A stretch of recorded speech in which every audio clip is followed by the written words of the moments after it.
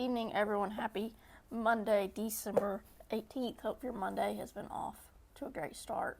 I really hope it went great, because really at this point, your Monday is probably close to over, and I apologize for that. But hope you had a great Monday, a great start to your week. Our verses, John 8, 1 through 11. It says, Jesus returned to the Mount of Olives, but early the next morning he was back again at the temple. The crowd soon gathered as he sat down and taught them. As he was speaking, the teachers of religious law and the Pharisees brought a woman who had been caught in the act of adultery. They put her in front of the crowd. Teacher, they said to Jesus, this woman was caught in the act of adultery. The law of Moses says to stone her. What do you say? They were trying to trap him into saying something they could use against him. But Jesus stooped down and wrote in the dust with his finger. They kept demanding an answer, so he stood up again and said, all right, but let the one who has never sinned throw the first stone. Then he stooped down again and wrote in the dust. When the accusers heard this, they slipped away, one by one, beginning with the oldest, until only Jesus was left in the middle of the crowd with the woman. Then Jesus stood up again and said to the woman, where are your accusers? Didn't even one of them condemn you? No, Lord, she said. And Jesus said, neither do I. Go and sin no more.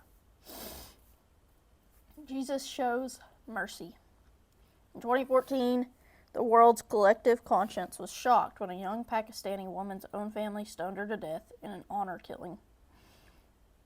Her murder took place outside the very courthouse where she had petitioned to marry a man she loved rather than a man her family chose. Her death was raw, barbaric, and jarring. The same fate awaited the woman caught in adultery in John 8. Customary law was clear. Death by stoning. You can imagine her mind and heart racing as the scribes and Pharisees dragged her before Jesus in the temple. A brutal end seemed all but certain. But then God himself intervened. I love when the Apostle Paul says in the first chapter of his gospel, and the Word became flesh and dwelt among us, and we behold his glory, the glory as of the only begotten of the Father, full of grace and truth. In her darkest moment, the woman beheld God's glory, and what she beheld was not condemnation and death, but grace and truth. The Holy Spirit convicted her accusers, and when they all left in shame, Jesus turned to her and said, woman, where are your accusers? Has no one condemned you? Neither do I condemn you. Now, go and sin no more. The Bible tells us God did not send his Son into the world to condemn the world, but to save the world through him. In other words, God came down himself to correct the intimidating things his people had heard about him. The God they perceived as distant, silent, and cold came in the flesh to prove the depth of his love. This is the good news that you and I have received in our own lives and are called to proclaim to a broken world.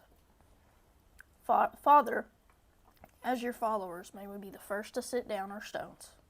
Make us mindful of logs in our own eyes when we are tempted to focus on specks in others. Help us show a broken world that you stand for salvation, not condemnation.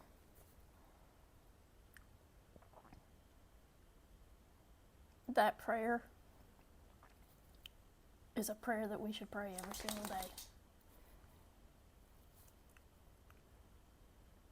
May we be the first to set down our stones. May we be mindful of logs in our own eye instead of focused on specks in others. Help us to show a broken world that Christ stands for salvation, not condemnation. So many people believe that only Jesus is about condemnation.